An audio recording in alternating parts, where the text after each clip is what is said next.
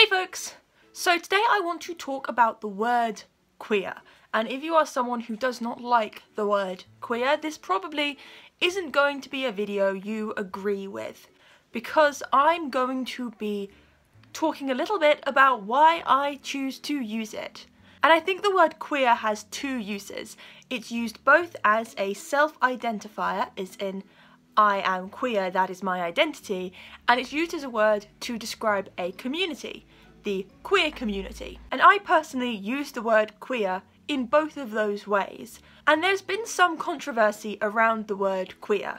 Queer is, like a lot of LGBT terminology, a reclaimed slur. It has a history of use as being something that was yelled at LGBT people. For some reason, it is the word queer which has become the most controversial bit of LGBT language. And I think that's a shame, because I think it can be a really useful word. So first I'm going to talk about why I use queer as a self-identifier. And I think the main advantage of the word queer is it gives away a little without giving away specifics. So if you say I'm queer, you're identifying yourself as either non-straight or non-cis without giving the person you're talking to any more information about your sexual orientation. This can be particularly useful if you want to shut someone down who's assumed you are cisgender or heterosexual without actually having to tell this person, who you may not know very well,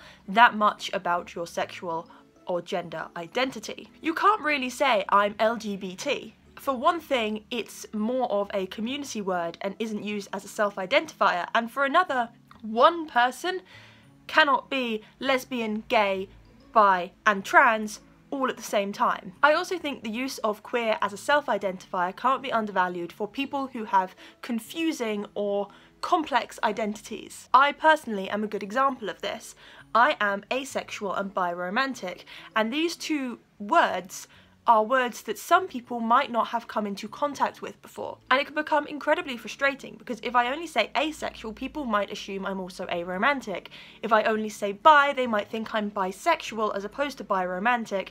And if I say biromantic, a lot of the time they just don't know what that word means. So it's a lot easier when I'm not looking to give a lesson about my identity to say I'm queer. The final reason that queer can be a useful identifier, and this isn't one that applies to me personally, which is why I've left it till last, is if you're someone who isn't sure about their gender or sexual orientation. You know you're not heterosexual, or you know you're not cisgender, but you haven't quite figured out a label for yourself. In these situations, queer as an identifier is incredibly liberating.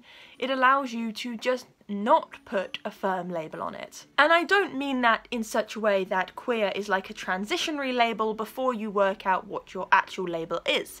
That obviously is the case for some people, but queer can just be a label all of its own. So with all that in mind, I think it's very unfair to tell queer people that they can't use the word queer. I think you should listen to people, and if they personally don't want to be called queer, then respect that, obviously.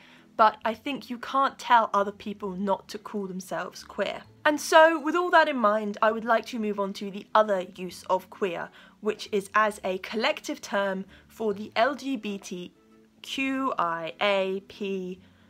identity. And I think with that, I segued quite nicely into why I like queer as a community term, which is that the acronym is confusing as hell. To make the acronym as inclusive as possible, you just need to keep adding letters to it, and we've seen this.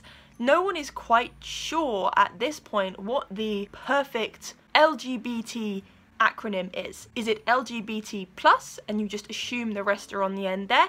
Is it LGBTQ plus? Does that Q stand for queer, or questioning, or both? Do we need the I in there when not all intersex people identify as part of the LGBT community? Does the A stand for ally, or does it stand for asexual, aromantic, and agender? Do we need a P in there for pansexual? It becomes a little bit of an alphabet soup, with more and more letters being added to this acronym in an attempt to make it as inclusive as possible, which seems foolish when there's a word like queer, which automatically includes anyone who wants to be included in it. I have heard other acronyms thrown around. I don't know if any of them are more useful than LGBT+ and all its versions, and I don't think any of them are as easily inclusive as queer. Now, I say that, and I do use the word queer to mean the queer community, but I do understand that if you are someone who hates the word queer, for whatever reason, maybe it's been used against you, maybe you've just drank too much of the discourse tea and now you can't see it as a good thing. These people who dislike the word queer can feel incredibly left out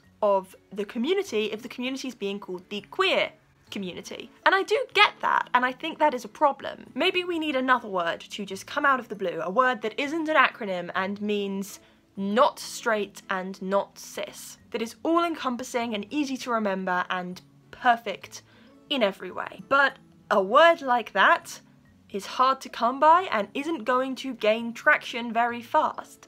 And when we have queer right there, even with the issues with it, it still seems like a better alternative. Okay, bye!